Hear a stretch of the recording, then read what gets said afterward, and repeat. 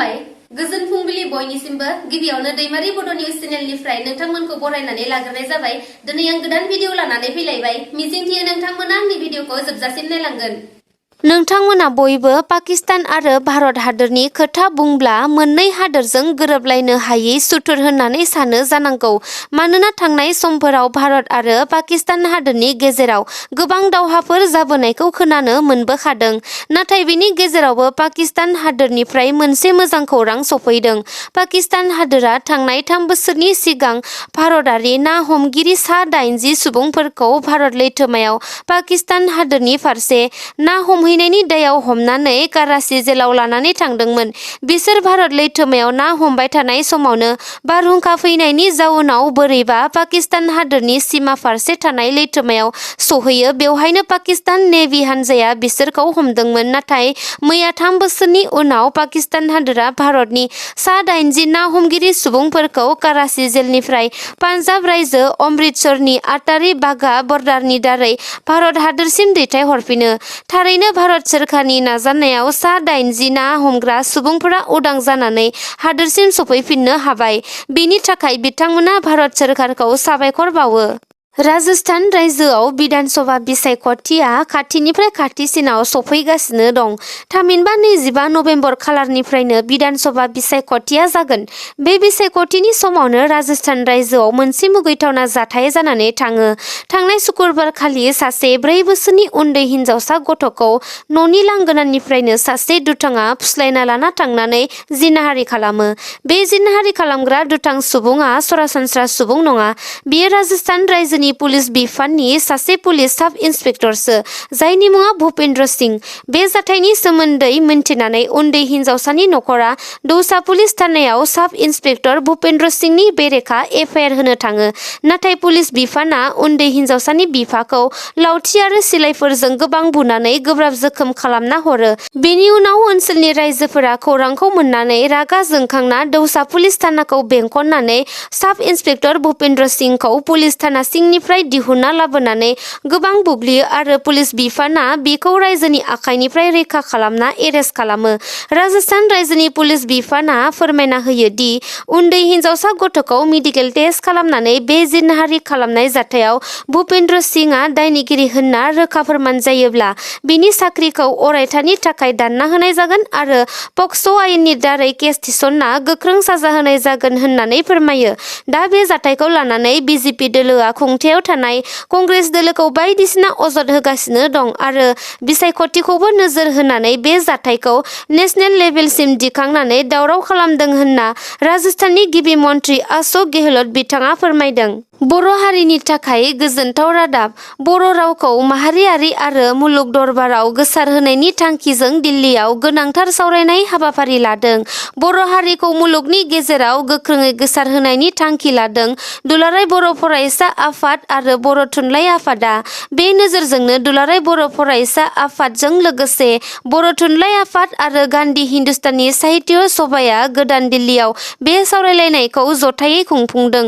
बे सावरायनायावनो बाहागो लादों एबसुनि आफादगिरि दिपेन बर', बर' थुनलाइ आफादनि आफादगिरि डक्टर सुरुत नार्जारिजों लोगोसे गोबां प्रिन्सिपाल, प्रफेसार आरो मेलेमजिबि सानसुमैफोराबो बाहागो लादों। लोगोसे BTRनि CM प्रमद बर', मन्त्रि उरखावगोरा ब्रह्म, MLA लरेन्स इस्लारी आरो बर'नि गोबां दैदेनगिरिफोरा बाहागो लाहैदों मैयानि बे सावरायलायनायाव। थारैनो बर' राव थुनलाइखौबो गुबुननि राव थुनलाइफोर बादिनो माहारियारि आरो मुलुग दरबाराव गोसारहोनायजों लोगोसे रायज्लायनो हानाय बादि थांखिजों गोदान दिल्लीनि गान्धी हिन्दुस्तानी साहित्य सभा बड' स्टाडि सेन्टाराव गोनांथारै सावरायलायदों। भारत संबिजितनि 8थि फारिलाइयाव जायगा मोननाय बर' रावखौ मुलुगनां थाखोआव गोसारहोनायनि थांखिजों गोनांथारै बे सावरायनाय हाबाफारिखौ लानाय जादों होननानै फोरमायदों दुलाराय बर' फरायसा आफादनि आफादगिरि दिपेन बर' बिथाङा। मैया उत्तर प्रदेश रायजोआ मोनसे गिनेस वर्ल्ड रेकर्ड खालामबावनो हाबाय। सिगांनि बोसोर बादि उत्तर प्रदेश रायजोनि सिङाव थानाय भगवान रामनि जोनोमपुरि अय'ध्यायाव सानसेयावनो 21 लाख आलारि बाथि फोजोंनानै दीपा उत्सव फालिना गिनेस वर्ल्ड रेकर्ड खालामनो हाबाय। मैयानि सानाव भगवान रामनि जोनोमपुरि अय'ध्याखौ खैना गोदाननि बादि जेरैथिंबो साजायनाय जादोंमोन आरो गोबां रंजाथाइ हाबाफारिफोरबो लानाय जादोंमोन। बे हाबाफारियाव उत्तर प्रदेशनि गिबि मन्थ्रि मन्त्रि योगी आदित्यनाथ, लेङाइगिबि मन्त्रि केशव प्रसाद मौर्य आरो गोबां मन्त्रिफोरजों लोगोसे गुबुन 50 हादोरनिफ्राय राजदूत एबा एम्बासाडरफोराबो बाहागो लादोंमोन। मोनाबिलिनि 5:30 रिंगा बाजिनाय लोगो लोगोनो गासै गं 21 लाख आलारि बाथि फोजोंनानै इसोर रामखौ बरायो आरो गिनिस वर्ल्ड रेकर्डबो खालामनो हायो। मख'नो गोनांदि मैयानि सानावनो भगबान रामा बिमा सीताखौ लंकापति राबननि आखाइनिफ्राय रैखा खालामनानै गिबिसिन पुष्पक बिमानजों 14 बोसोरनि उनाव अयोध्यायाव आगान होफैग्रोजेननो हादोंमोन। बेखायनो मैयानि बे सानखौ दीपा उत्सव महरै हादोर नाङैनो फालिनाय जायो। आसामनि गासै मोन 14 लकसभा मासिनि बिसायख'थिखौ देरहाजोबनो नांथारगौनि सार्थआव मैया बिजेपि दोलोआ एजिपि आरो इउपिपिएल दोलोखौ लानानै मोनसे सावरायमेल जानो गोनां दंमोन। नाथाय बे सावरायमेलखौ मैया लायाब्लानो 15 नबेम्बर खालारखालिसो लानाय जासिगोन होननानै मिन्थिना मोन्दों। मिन्थिनो मोननाय बादिब्ला बिटिआरनि मोननै बिधानसभा बियाब क'क्राझार आरो दरं उदालगुरिखौ जेरैखि जायाब्लाबो बिजेपि दोलोआ देरहाथारनो नाजादों। बिनि लेखायै बिजेपि दोलोआ बिपिएफ दोलोखौबो बे बिसायख'थियाव मदद होनो खावलायनायखौ नुनो मोन्दोंमोन। बिजेपि दोलोआ बिटिआरनि दरं उदालगुरि बियाबखौ गेलेगोन आरो क'क्राझार बियाबखौ इउपिपिएल दोलोनो हगारना होनाय जागोन। नाथाय मिन्थिनो मोननाय बादिब्ला बिजेपि दोलोआ बिटिआरनि मोन्नैबो बियाबखौ गेलेनो सावरायदों होनना मिन्थिना मोन्दों। नाथाय बे खौराङा बेसेबां सैथो फैगौ 15 नबेम्बर खालारखालिसो मिन्थिना मोनसिगोन। गुबुन फारसेथिं बिटिआरआव बिपिएफ दोलोआ सानफा एफा बोलो गोरा जानायखौबो नुनो मोनबोदों।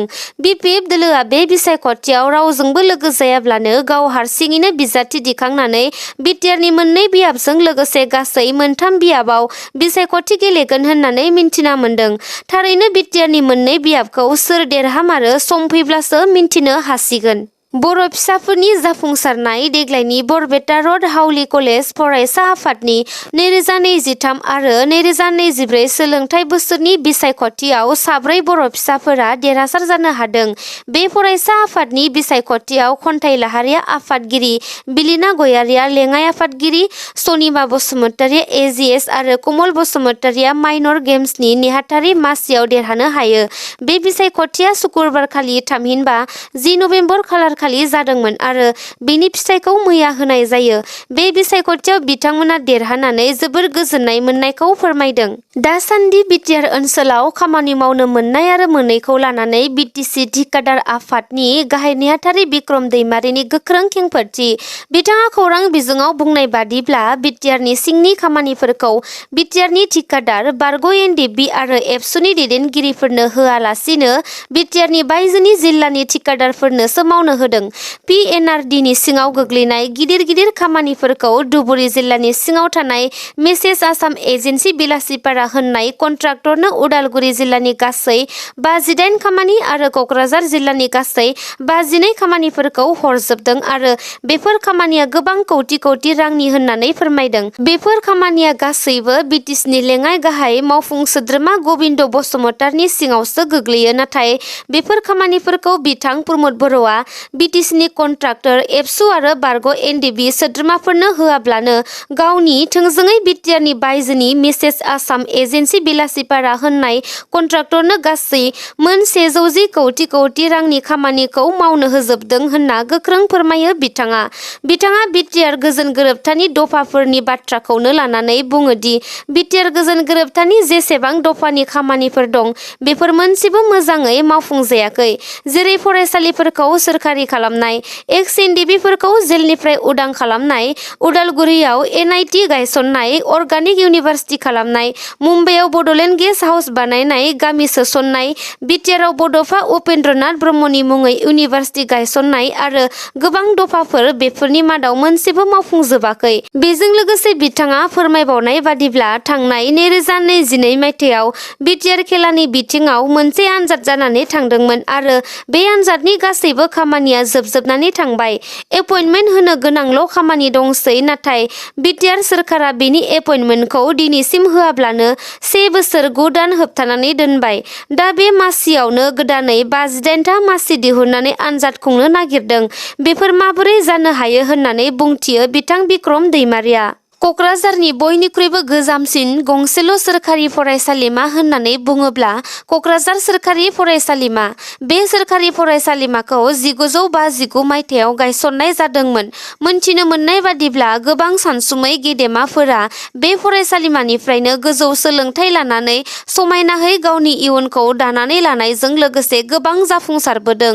बुंनो थाङोब्ला क'क्राझार जिल्ला एबा क'क्राझार नोगोराव मैखोमै बर' सुबुंफोरजों साग्लोबसारना थानाय जायगा आरो क'क्राझार सोरखारि फरायसालिमायाव फरायनाय फरायसाफोराबो बर' फरायसायानो बांसिन, नाथाय क'क्राझार सोरखारि फरायसालिमानि हाबग्रा गेटआव बर' हांखोजों लिरजानाय गैयामोन। बर' रावा भारतनि संबिजिराव 8थि फारियाव जायगा मोननाय आरो आसामनि लोगो मावख'आरि राव महरै गनायथि मोननाय राव। बिनिखायनो बेखौ नोजोर बोनानै बर' रावखौ मान होनानै क'क्राझार सोरखारि फरायसालिमानि दालाइसा एबसुआ थांनाय 17 आगस्तआव क'क्राझार सोरखारि फरायसालिमानि दरखं गेटजों लोगोसे गासैबो बिफाननि मुंखौ बर' रावजों लिरनांगौ होननानै दाबि खालामदोंमोन आरो फरायसालिमानि गोरायुंनिसिमबो आर'ज बिलाइखौबो गथायनाय जादोंमोन। नाथाय गोजोनथाव बाथ्रा दि दायो एबसुनि दाबिनाय लेखायैनो क'क्राझार फरायसालिमानि दरखं गेट आरो गासैबो बिफाननि मुंखौ बर' हांखोजों लिरनांगौनि दाबिखौ मोनफुंमारबाय। नोंथांमोना आंनि भिडिअखौ नायनानै मोजां मोनदोंब्ला अन्नानै लाइक, शेयार, कमेन्ट आरो साबस्क्राइब खालामनानै होदो। एसेनोसै, गोजोन्थों।